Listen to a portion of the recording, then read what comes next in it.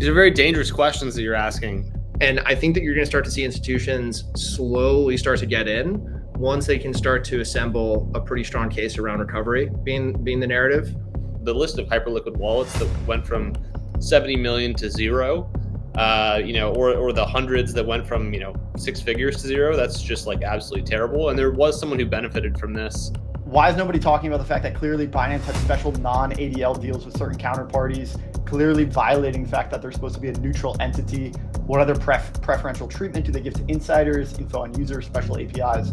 Is there a right way that you think Hyperliquid should, did Hyperliquid handle the situation in the way that you think was the best for a platform? Or is there a right way to handle these types of situations from the Perps? Welcome back to The Roll Up. This is your home to learn from the biggest guests, the brightest minds at the tip of innovation. Our goal is to help spread the collective knowledge of everyone in our community. We are breaking crypto out of its echo chamber and taking it to the real world.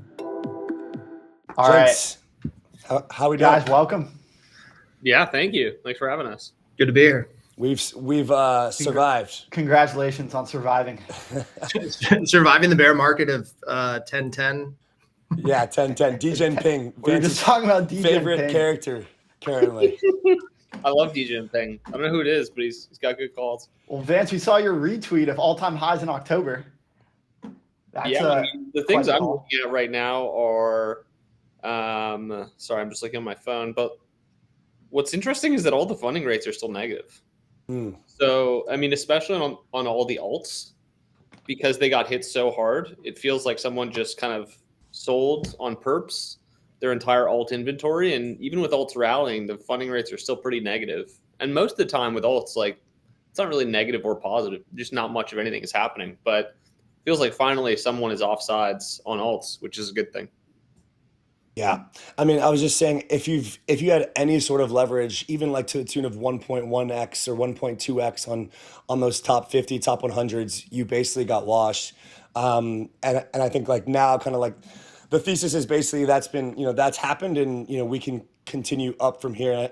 I'd like to talk about the future and what you guys are seeing, but we got to do a post-mortem here.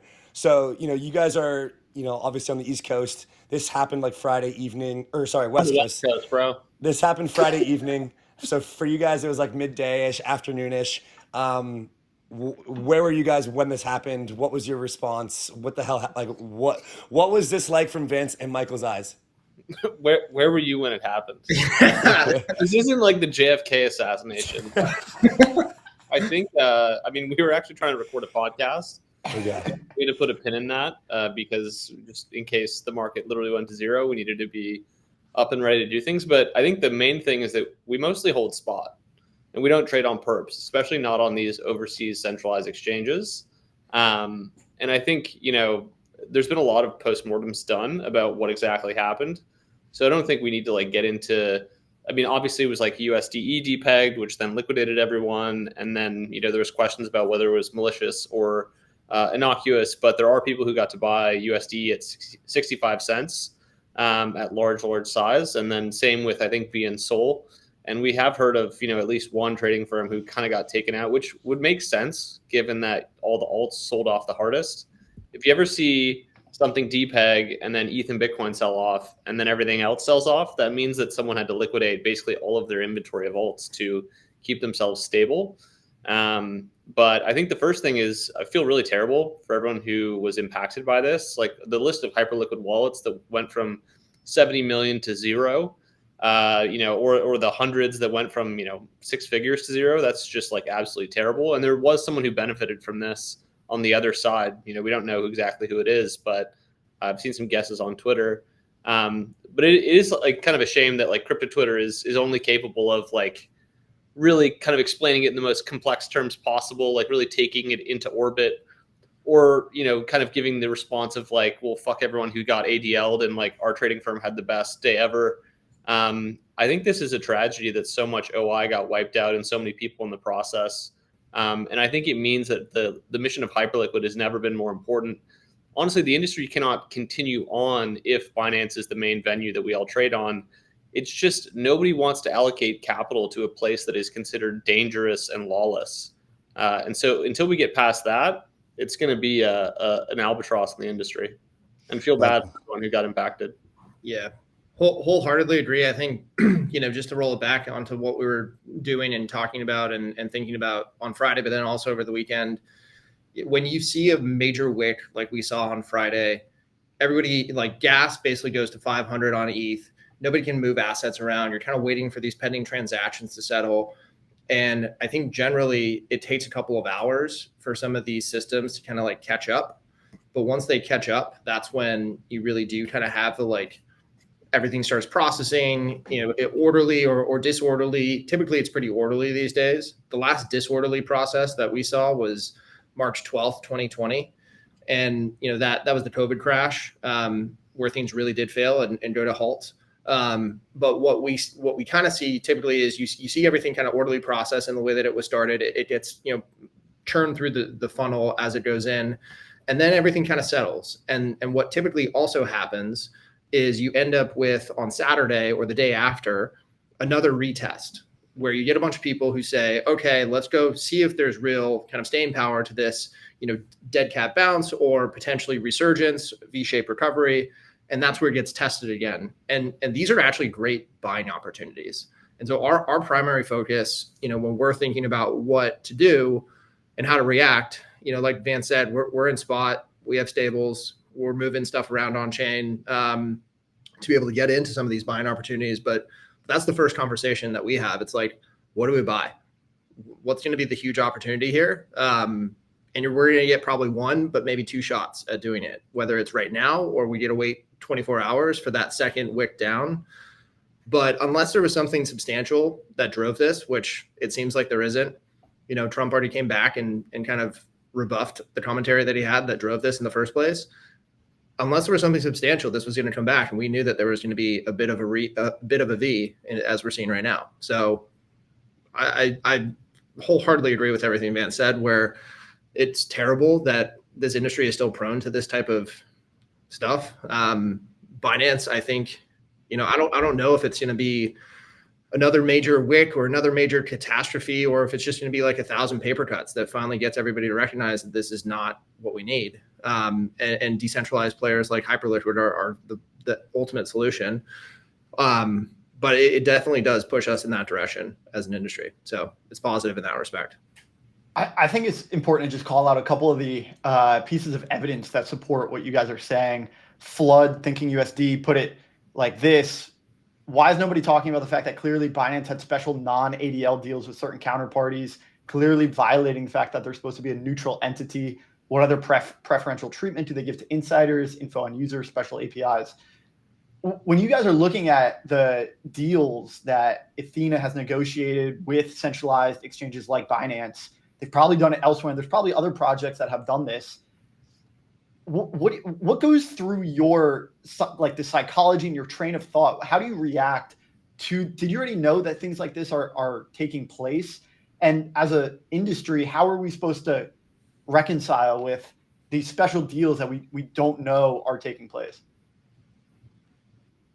Deals in this industry, if you really think about it, and if you are 5, 6, 7% of open interest on any of these exchanges, you do have a special deal, honestly, whether you know it or not.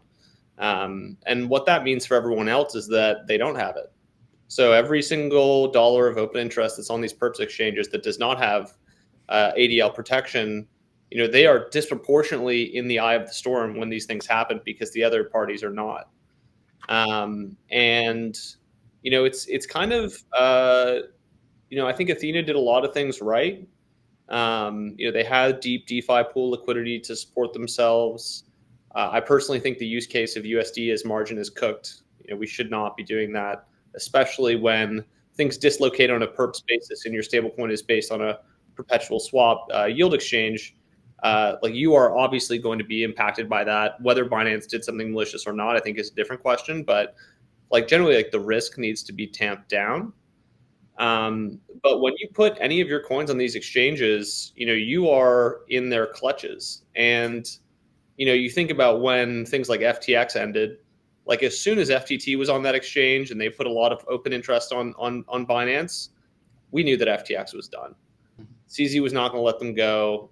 Like it was just going to end. And I think we got away with one in terms of, Athena being in that position today, but that was a warning shot. The next one will land. And so I think it's even to people like Aave, like look at how much USDE is in those pools. And like, I'm kind of touching the fourth rail of like DeFi lending right now, but like the risk needs to be chilled out a little bit. And there needs to be less concentration within specific coins, I guess USDE today, so that we can be more resilient tomorrow. But you need to be very cautious when you put your coins on exchanges that are centralized, because maybe you have an ADL, maybe you don't, maybe they honor that deal, maybe they don't. But like, you have 7, 8, 9 billion on that exchange. You don't think it's above them or below them to kind of take 10 or 20% of that? I don't know. You just got to be careful. Hibachi. Provable. Trade perps with speed and security. Earn rewards. Visit hibachi.xyz. Trading on fire. Relay. Low fees, lightning speed, and the power of multi-chain at your fingertips. Instant multi-chain payments.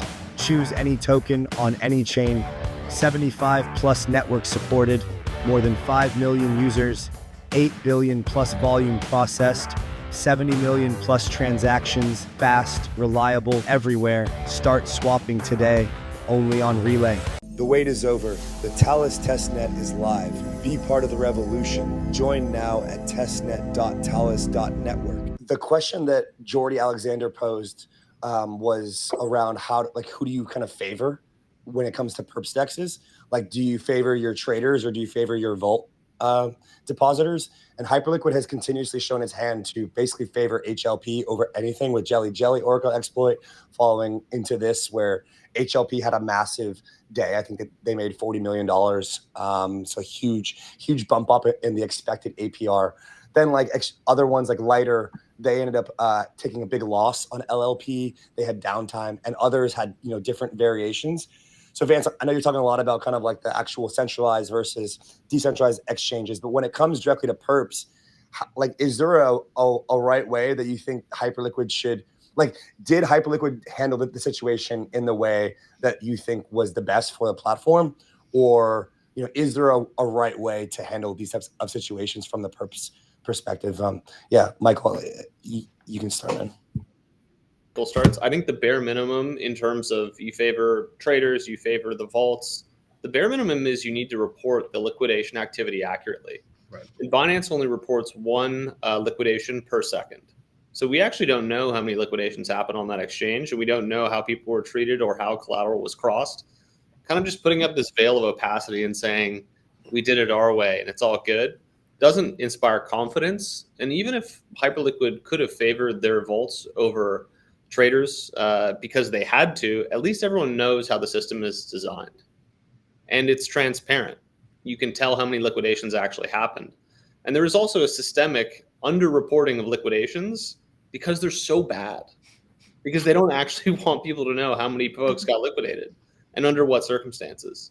So we need like actual answers to this stuff. And that's like the first principle. After that, you can sort out who's at fault or what happened. But if we don't have the actual data, it's just like fait accompli. Yeah, I mean, 100%. It's exactly what I was going to say, is that transparency ultimately is the deciding factor of who should be winning here. And it doesn't matter whether or not, you favor one side or the other. You just got to disclose all the information. And I think ultimately that will be where the gravitational force pulls in terms of activity and traders and attention and then dollars. And I think that it's just very clearly in the eyes of Hyperliquid at this point, especially in comparison with Binance after the last 3 or 4 days. Yeah. All right, guys. Well, I was telling Rob earlier that our darling XPL started the weekly candle at 1.6 and is now at 0.35. Where does Plasma go from here? I mean, generally, like, where does this alt market go from here? I think all of crypto Twitter was pretty underwater on XPL and was kind of just like trying to get back up. And it looked like it was going to do it. It went back up to like 1.1 or something. And then, so clearly, it's taken a hit. Where do you guys see kind of Plasma going from here? And this gets back to the conversation that you guys had in the war room over the weekend once you saw this dump occurring. It's like, okay, what are we buying? Like, what conclusions came as a result of that conversation? We put out orders. That's what came out of that. If you're looking for what limit prices and what assets, obviously not going to tell you. Chill, Vance. That's not what we're asking. Look, like our first instinct is to buy.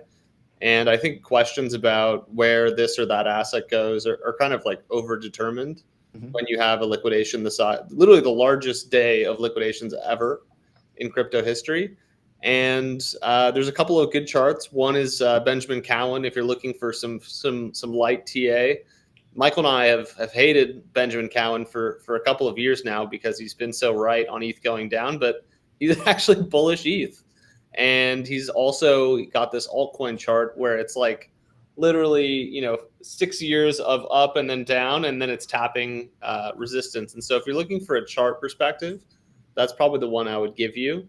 But I think also going forward, the alt market is going to be bifurcated into people who are building real things and have real traction. And in the case of Plasma, I think it's the 4th or 5th largest chain by stablecoin, and it's really the only one that is able to disintermediate a lot of the legacy lending activity that exists on Ethereum today versus the rest of the market.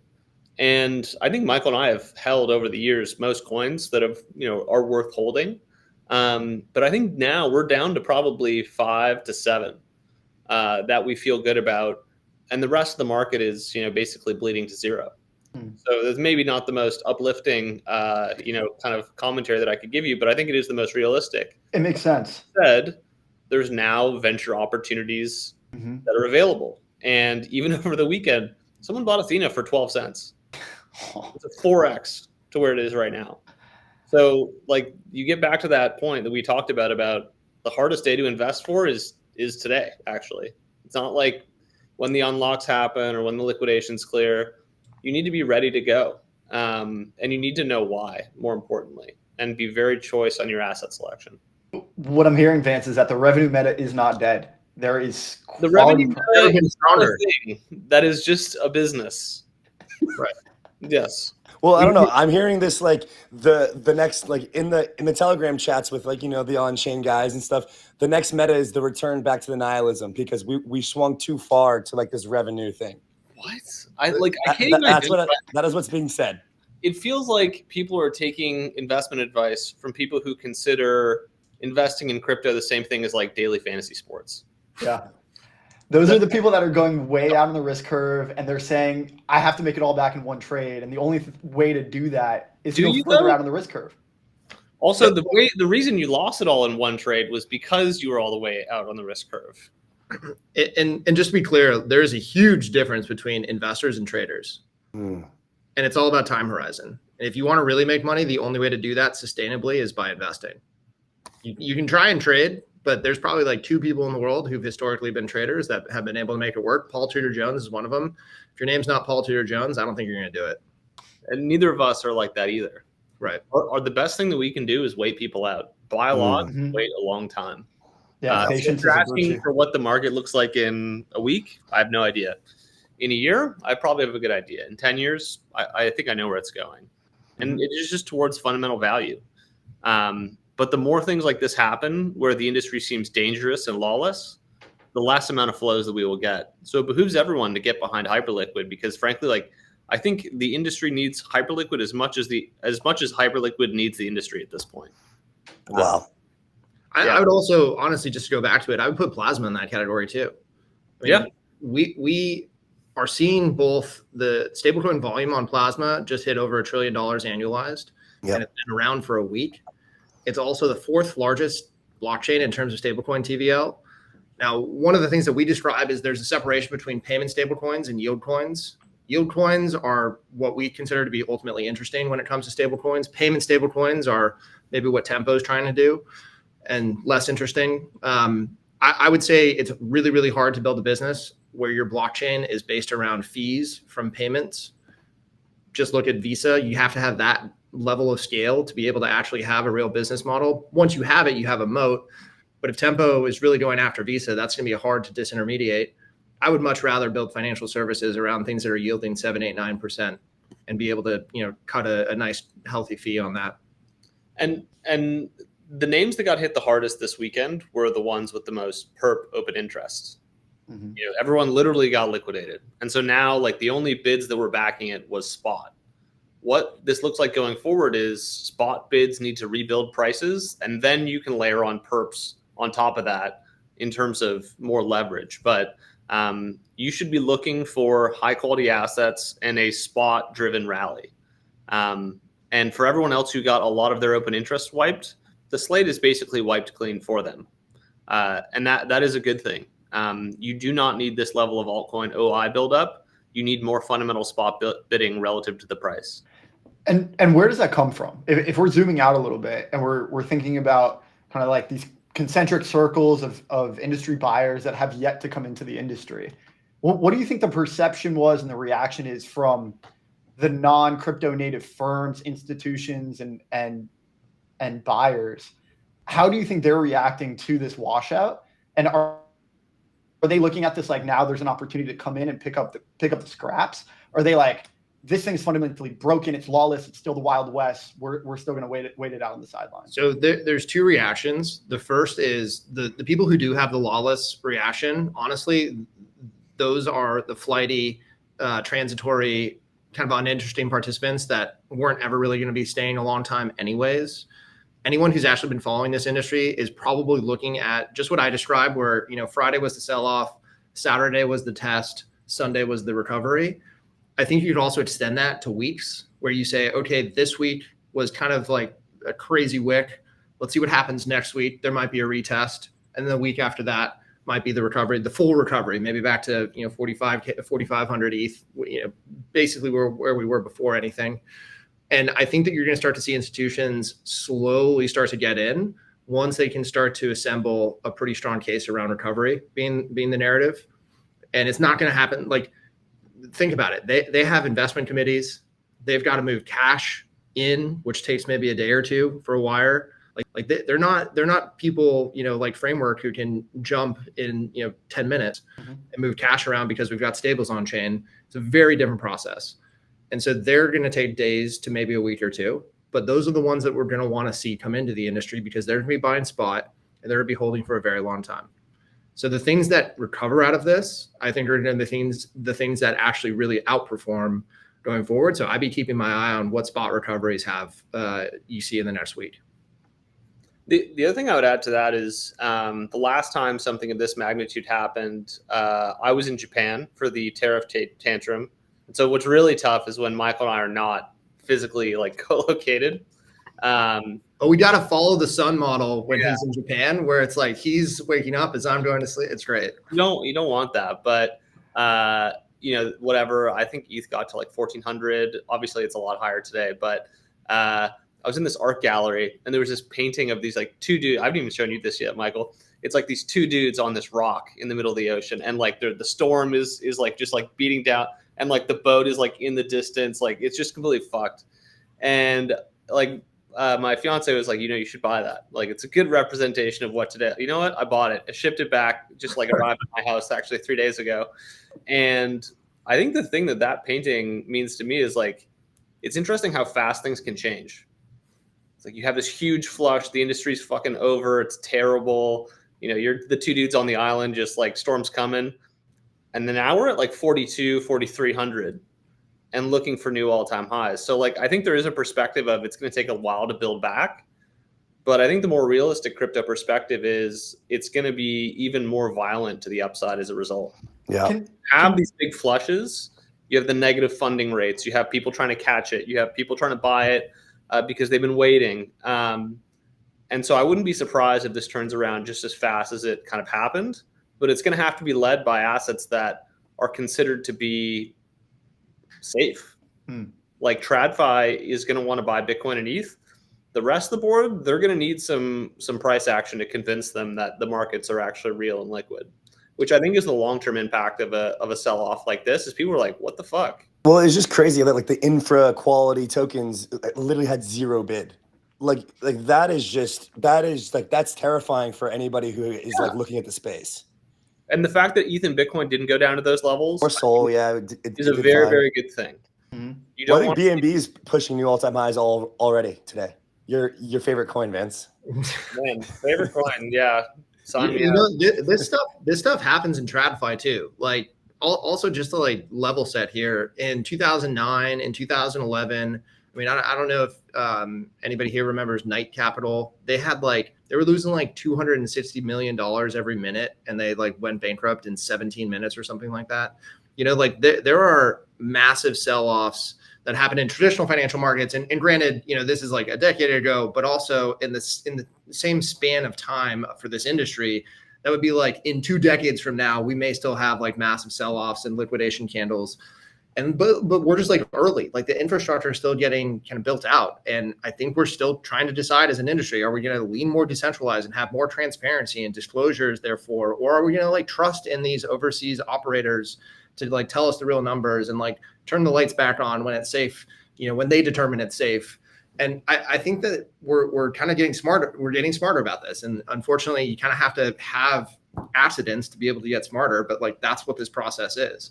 And you still have them in TradFi. It's just, you know, they're smaller scale and they don't happen as often. The future runs on intelligence, creativity, engineering, health, money, productivity. AI promised utopia, but delivered only hype, black box models, and zero accountability. With tons of tools claiming to be the best, how do you know what's real? Introducing Recall Find. Top models ranked by transparent reputation from researchers, users, and developers. Test AI skills, curate favorites, and compete to see what works. Don't guess what's good, recall it. Blockchain shortcuts, templates, and widgets launch without friction for builders by builders. Visit enso.build. I was watching 60 Minutes last night. It was obviously pre-recorded. Larry Fink was on there for maybe 15 minutes. Obviously, you know, all the events of Friday happened after this recording, and then they play it live on Sunday. And you know, he basically, him and the, let's call them the institutional elites, have adopted this debasement trade that they are now ascribing to gold. And like he literally just basically said, just like gold, crypto is an alternative, and that you should have allocation. Like on 60 Minutes made the exact, you know, analogy there. And I think that, you know, we had Arthur Hayes on in Singapore, same thing. It seems like on the, like if we're zooming out to this macro level, like this debasement thing is like really catching on with people. And obviously gold's at, you know, 4,100 for an ounce today, which is unreal. Yeah, what's your kind of take on this way of describing crypto to like the boomers? Like, is it going to work? I mean, look, the best way of describing gold to someone who doesn't understand, or sorry, the best way of describing Bitcoin to someone who doesn't get it is it's digital gold. And then you say, okay, well, how much of the world is on a digital platform now? And you're like, okay, well, you probably need gold for that platform. It's just like the most simple, basic way of putting it. But it, frankly, like whatever gets the boomers on board, like I'm cool with it. And you know, they're gonna have a first grade understanding of the technology and an elementary understanding of the social aspects and community aspects, but that's fine. You know, you got Morgan Stanley coming out saying to all advisors, and keep in mind, Morgan Stanley is the largest bank platform for asset management because they bought Smith Barney back in the day, and you know, they're the biggest. They said 2 to 4%. 2 to 4% is trillions of dollars. I mean, it is insane the amount of capital that could come into the market just because of that one change on advising. If you go to the full aggressive 4%, it's a lot of money. And I think that type of stuff, this type of narrative, and anyone who gets curious, you know, Stan Druckenmiller had the famous line, invest and then investigate. If you buy some Bitcoin, maybe dig in a little bit and you're, oh, what's this? Ethereum? That seems kind of cool. Digital oil. Okay, what's this? DeFi? Makes sense. You just pull on that thread and keep going. Well, it was 1%, right? Like that was the saying the last couple of years. Zero. But well, yeah, it was 0 and then it was 1. But now we're getting like, okay, because even Larry Fink, all he said was like, it shouldn't be a substantial amount of your portfolio, but you should have allocation to it. And I was sitting there with my mom. She was watching. She was like, because I got her into Bitcoin and ETH quite a while ago. She was like, okay, cool. And I was like, all right, I think we're looking good. Larry blesses this message.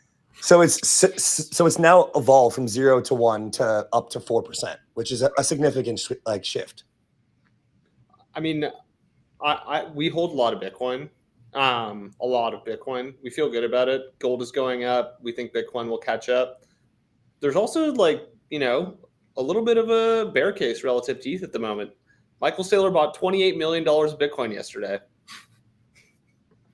28 million, brother. That size is not size. His MNAV is 1.18. The realized vol of Bitcoin, I think, has hit like a 5-year all-time low, which is generally like how you monetize a treasury company to buy Bitcoin, versus Ethereum, basically caught up on ETF inflows. BM&R is buying, I think they bought 100 million of ETH on Saturday, which kind of like slingshotted it back up. Funding rates are still negative, hasn't broken all-time high. The realized vol is, I think, 2x higher than what Bitcoin is. Ben Cohen's bullish. Ben Cohen is bullish, which, like, man, that's kind of who you a want rarity. at this point. Ben Cohen, just to say, he said his minimum case is 5,300 ETH in short order. Yeah. He's calling for 6 to 8K as like the top. We don't need to get into like the whole top calling conversation, but that's where that's where his head is at. Right. And crypto Twitter owns none of it. This is kind of like the thing that sucks about having crypto Twitter on your side is like you get something like happened to ETH in 2021. Everyone was like, it's the safe asset. GCR posted it's going to 10K. We got, all this stuff going on. It was pretty rough few years. You should never consider your reason for going into an asset should not be because it's safe and consensus. That is a reason to sell an asset, not a reason to buy an asset. And so seeing all of this, even just like, oh yeah, Bitcoin's going to 1 million, fait accompli, it's going to happen, makes me more bullish ETH. Not to call for the flippening, but like I think you probably see some ETH BTC price action on that ratio starting probably, I guess, today. Yeah. I mean, Ben Cohen was calling for like a local bottom on that ratio, which in his last video, he's said that it's either happened or it's happening. I called Rob last night. I was pretty hungover, absolutely dead tired. And after this whole washout, I was like, dude, we got to go long ETH. And he's like, bro, you are absolutely just full of it right now. We are not taking leverage after what's just happened. I'm like, bro, we got to go long ETH, bro. It's the best time. Here we are. Andy, that's why you're going to make it. There it is. Gotta go long ETH. But I think, if we're thinking about like the whole, like that secrets of crypto thing where it's like Bitcoin, ETH, altcoins, and then like it starts over. It's funny that this time has gone way different in terms of like the way that it's happened. But we have had the Bitcoin run, and then of course like the meme coins and such. But that aside, ETH hasn't even had its like all-time high push yet. Like it hasn't had that like that moment in the sun, let alone the rest of the market outside of like the bigger winners and the kind of outperformers. So like in a way, it feels like we're almost still like in the earlier part of the cycle than what it seems. But then Ben Cohen saying the final rotation has begun. And again, I don't want to get into the top calling stuff, but it just feels like ETH hasn't had its moment. So I think I agree. I said this to Vance probably like, I don't know, 2 or 3 weeks ago at this point, but I said, what crypto asset, which had a all-time high and then a 3-year bear market, came back to its all-time high, barely broke through its all-time high, and then basically range traded for a period of time? What crypto asset has not substantially broken through that all-time high afterwards? There's not a single one. Not a single major asset has ever done that before. So ETH would be the first time that that's not happened. I don't think that that's possible, especially when you've got structural flows like Bitmine, SBET. I mean, there's just so many catalysts. I think the narrative is pretty clear. It's just a question of when. And like the chart that you talked about where it's like the Bitcoin and the ETH and the altcoins, like that altcoin thing, that basically what that means to me is like pick a cryptocurrency at random and go all in and you'll be rewarded. That's just obviously not how this works, right? Like we now know more about the industry than we knew 1 cycle ago, 2 cycles ago. What's working? Bitcoin, digital gold, ETH, smart contract, world computer. By the way, 90 million people own ETH. It's the second most owned crypto asset. It has native distribution. Sol, I think is there. And then outside of those, what do you have? You have the DeFi assets. You have Aave, you have Sky, you have Athena. Those are the real actual businesses of this industry. Everything else, assume is a zero. Vance, what's your take on Pump? Are you guys bullish or bearish on Pump? Because it has all of the flows that you would look for in an asset, but it's just a meme coin launchpad. Like it's just in Here's DEX. The issue with Pump. We're bullish on Pump. The issue with Pump is that if you own the token, you don't really know what you own. Do you own the cash that they generated before?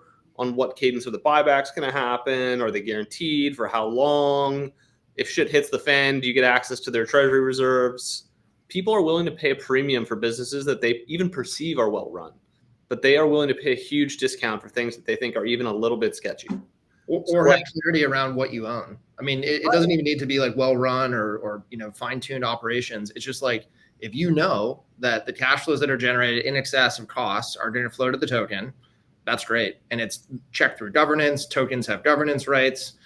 The less that you have around that, the less clarity and control that you have around that, the less valuable that asset will be. It does feel different than Hype. Like Hype has very clear, it's a very programmatic kind of schedule, whereas Pump, you just don't really know. What if Jeff one day was like, you know what, for today's fees, I'm gonna put half in this treasury company that I control. Yeah, no, I hear you. Also, what do you think would happen if someone that ran a public company did that? That person would literally be in jail. Yeah. So like, what is the issue? What does the industry grapple with today? A lack of robust disclosures, and frankly, we have enough businesses that are well run to have those things be big companies, but we still struggle with even basic things like, can we all get in the right GAAP accounting standards? You have one platform defining fees as revenue and revenue as fees, and nobody discloses costs. How are you even supposed to sort top to bottom on what to buy? Like, I think Sky is the best in the industry at doing this. This is why we're just such huge bulls on it, is because every single dollar is accounted for, and there's programmatic guarantees about what goes where. Everything else, there's like a huge leap of faith that you need to take, and Plasma is doing quarterly, kind of disclosures and plans and road mapping similar to an earnings call. Same with Sierra. Sky has it by the block. But this is an industry issue that we need to actually grapple with and solve. So as you guys are thinking through the thesis for these companies, is it essentially like these companies that already have, for lack of a better term, their shit together, these are the ones with the highest chance of survival? And therefore, those are the ones that really meet the criteria as we converge TradFi and DeFi? Correct.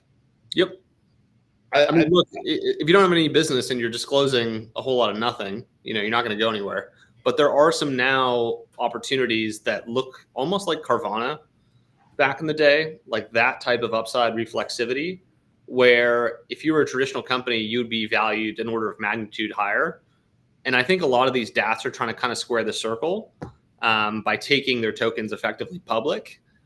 But again, you need that real GAAP earnings to actually make that a reality. It can't just be inflation. And Carvana, in the sense that it went down 99%, there were kind of like questions around what it was doing, if the business was even survivable or a going concern. And for anyone who was really paying attention, it was it ended up being like a 50x from there. It came all the way back to whatever 100x.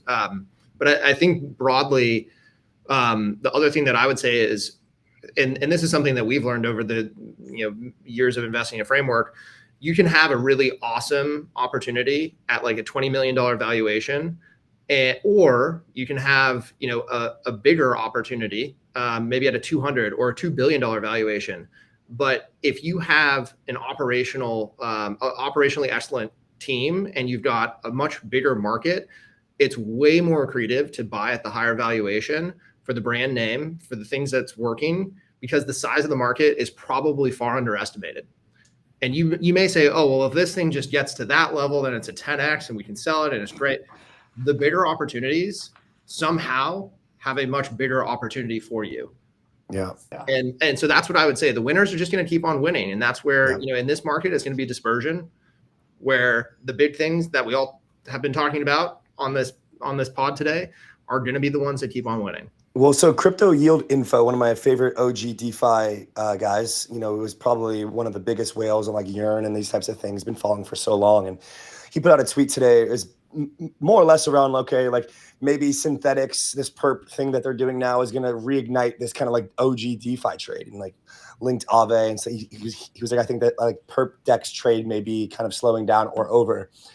And so, I just kind of want to give you guys a bit of insight into like where my head was at for last month with this Hyperliquid trade. Was this thing ran to 60, Rob and I had limits from like 52 to 60. I pulled them up he's in my ear the last 3 weeks, like, you're an absolute moron for pulling our limits up. I mean, it was a small part of the position, but and I was actually with Chris Berniski, and he was like, brother, you're flying too close to the sun here. And he sent us like some Icarius fucking philosophy thing. Anyhow, so wings on his Chris.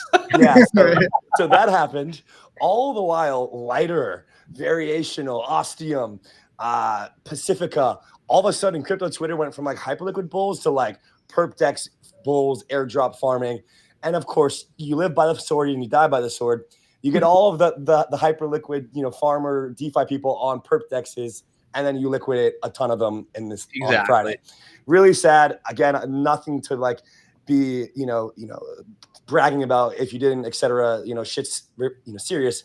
But now I'm calling Rob and I'm like, dude, I'm going to start perps farming. Like, I think it's a great time. OI is down in half. I'm a Hyperliquid bull, but lighter TG is coming at the end of the year. I think they should be able to trade at least 1/4 of Hyperliquid's market cap.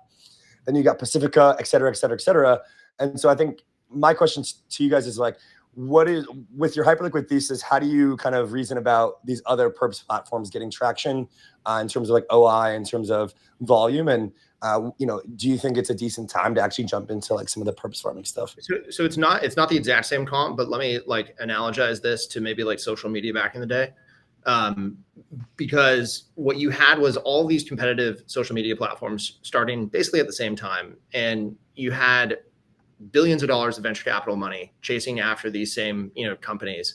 But in reality, the best thing that you could possibly do as an investor is invest in the $15 billion Facebook round, which seemed like the most expensive, crazy thing you could possibly do at that time because they didn't make any money.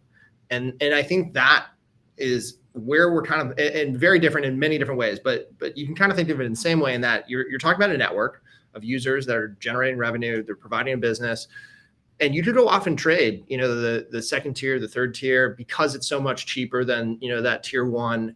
But in reality, the best thing you can do is just buy the tier one, because the size of the opportunity that we're talking about here isn't like, does hype go to 100? We're talking about $500 to $1,000. Like, that's the size that we're talking about of the TAM if everything is successful. And over time, you start to add, it's not just a perp stacks. We're obviously going to see a stable coin and stable coin competitions, which are going to generate a ton of revenue. We're going to see what HIP3 ends up doing, maybe even HIP4 with prediction markets, who knows? But the idea is, if you have all these things coalesce around the same thing that's already winning, the outcome is just much larger. And if you want to go farm, lighter or Aster or try to get, some airdrops, that's great. But it's sort of like, okay, well, then what do you do? And we do have a unique opportunity in crypto to go off and farm and have that be accretive to our core positions.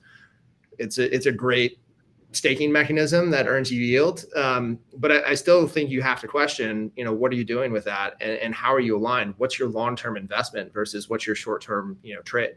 Michael, I think your time horizon is a little bit different than Andy's. Yeah, there's his paycheck to paycheck. This guy. Look, if you're gonna farm, make sure you're shorting ETH, okay?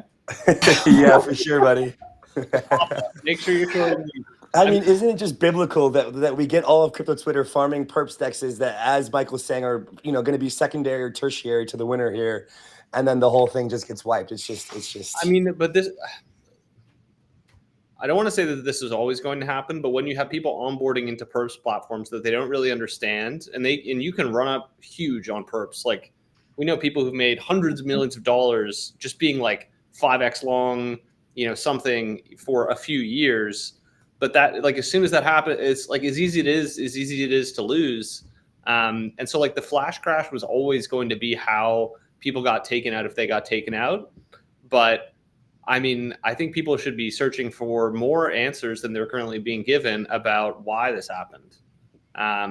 Because it's not just like all good in my mind. Mm-hmm. If you lose $40 billion, someone obviously made some fraction of that. And like the refunds, I think are like a pittance in terms of what people actually lost. Yeah. So when we're thinking about this, generally it's a PvP landscape where, especially on these perps platforms, we have longs equal shorts. If all these people got liquidated, say there was 5,000, 10,000 people that got liquidated. How that money ended up in the hands of how many people would you say? Just estimate, like, is it 1? Is it 5? Is it 10? Like, there's an order of magnitude less that we've now consolidated that amount of capital into? These are very dangerous questions that you're asking. I don't have the answers to them, unfortunately, but The door is locked. No more than 10 to 100 people, probably. Yep. And how many lost? Tens of thousands? Thousands, orders of magnitude more. And so, it was also interesting hearing you describe your thesis for a valuable company and how the market cap is somewhat irrelevant. It's essentially down to the industry standards that they're reporting. It's down to the GAAP accounting principles that they're using. And it doesn't, the market cap is somewhat irrelevant because if you look at the largest exchanges and the largest companies that actually you could say have product market fit, they might be bigger, but they don't adhere to the principles and the standards that you're describing.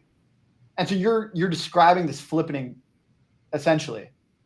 I think if something is working and has fundamentals, like Michael knows this, I will just refuse to sell it. Mm-hmm. Like, fundamentals may not be a reason why you can convince someone who's doing like daily fantasy sports gambling to go buy your altcoin, but it sure is a reason why people will not sell. And why that matters is because in a market like it is today for altcoins, where VC overhang is real, and basically what you have with VCs is they're selling coins to give back money to LPs to get more money to buy more coins. It's kind of a round trip, but this is just like outflow tape. This is what it looks like when an industry is losing actual bidding. To bring bidding back into the equation, you do need the VCs to be recapitalized, but I think they're going to need a lot more than just faith to buy tokens that are on the open market today. And even though people like maybe Hyperliquid's a little bit like overvalued relative to fundamentals, but like we think it can obviously go much higher because we have programmatic guarantees about where the revenue and fees are going. We're okay holding it. We're okay even buying more because we know that that will always be the case. If someone is not telling us, what's going on, or there's not real revenue or real traction, why would we hold that token? Like that's the difference. There's varying degrees of this as well, where like if you have a monthly call with the team and they're like, here's our report, here's what we're doing. It's great to get those kind of check-in moments.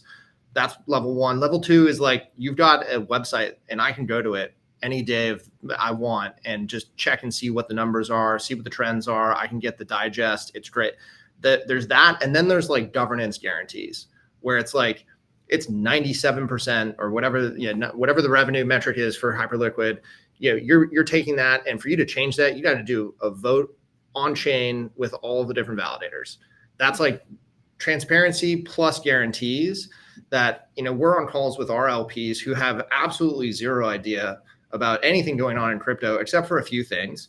One of them, Bitcoin, digital gold, ETH, really picking up steam, and Hype is just printing cash. Like those are the three things that endowments in the United States, pension funds, like that they know about crypto right now. And so how does that third one get into the narrative? The third one gets into the narrative based off of all the trust, all the reliability, all the transparency, but then everything else on chain, and everybody's talking about it. And so like if you can break through that, you have a shot of being the size of Hyperliquid. If you don't, you won't. And I think governance guarantees is really, really strong. Mm-hmm. Yeah. Earlier on the stream today, I told Andy, I think the most dangerous thing that could happen to Hyperliquid is that Trump pardoned CZ because CZ has a vendetta for Hyperliquid. Do you guys think that there's some possibility of Binance entering the U.S. market and them leveraging that to be a detriment to Hyperliquid? As we just talked about, we're talking about centralized, decentralized. It's not like who's got more. It's the same thing. It's an apples to apples comparison. It's like it's apples to oranges. Mm-hmm. And every single time we have a weekend like we just saw, that difference becomes more and more pronounced. When you're already transparent, there's no skeletons in the closet. That's like what's great about running a transparent protocol, a transparent fund. Like, do your worst, get pardoned, whatever. Like, there's nothing that's going to really materially change. In my mind, I think there will be some ramifications for Hyperliquid from this weekend. Just like the sheer amount of open interest that came off, it will take a while to build back. It's also quite tragic that a lot of the most rich Hyperliquid customers got liquidated in the process. So there will be a rebuilding period, but I think, the exchange will be a lot stronger for it. They will probably deploy HLP liquidity differently. They will probably have different relationships with market makers or how they treat their vaults. if you've ever seen that photo of the plane that gets like shot a bunch in World War II, and then they patch up all the bullet holes, and like that's kind of, those areas are actually the safer areas. I kind of think of that in the same way as Hyperliquid today. And I do think there's also ramifications for the centralized exchanges. I think the use case of a lot of these synthetic dollars as margin is probably done. And like the use case of like Sol that got bridged to BNB that's then put on an exchange and used to trade against like random who knows what coins, that's probably done too. Yeah. And maybe those funds are done as well. Like, and I think that is kind of, there's some protocols that really prioritize growth at all costs, but like what you don't realize is like there's that one day every once in a while where like it's just over. Yeah, it's the life of a turkey. Right. And Thanksgiving, same thing goes with trading perps. Thanksgiving's coming up, Vance.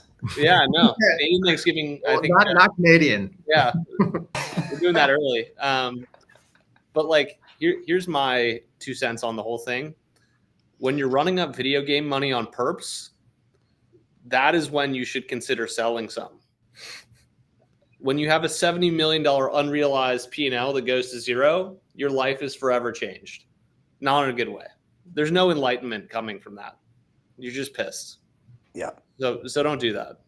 You guys got your Monad cards? Oh man, Gmonad. Gmonad. I think we just got a couple minutes. Yeah, so the airdrop claim is tomorrow. It's going to be a unique claim. I have zero intel. Not sure if you guys have heard anything. I anticipate them doing something where you got to interact in some capacity within the community, maybe on the testnet, or basically like airdrops in crypto have gone from like, you know, the easiest thing being like you don't even got to do anything, it just gets sent to your wallet, to all the way to like these kind of like intricate processes. But I think the community has pretty high expectations for Monad. We didn't do any rounds. Unfortunately, I DM'd Keone for like a KOL round back in the day, and he just ghosted me, but that's life. I think this thing could trade. I just think could have a plasma like trade launch and trade 10 bill plus and be a big airdrop. And I think it could be like a little bit of a golden moment for we're looking for Monad and Mega ETH launches here, basically. I think from the chain perspective, and it seems like Monad's going to come first and probably bigger. No view on either. I think both are good. I would say if you're going to buy spot, if I could impart one lesson from the past weekend, just buy spot. Especially for very recently launched assets. Yeah. Gents, I think the moral of today's podcast or the sum is Jeet's out, Chad's in. Guys, stay strong out there. Stay off the leverage tickers, and I'll see you at all-time highs. I'll see you at all-time highs. There we go. We'll end it on that. Thanks, guys. All right, boys. Cheers, Be fellas. easy. Enjoy. See you next time. Have a good day.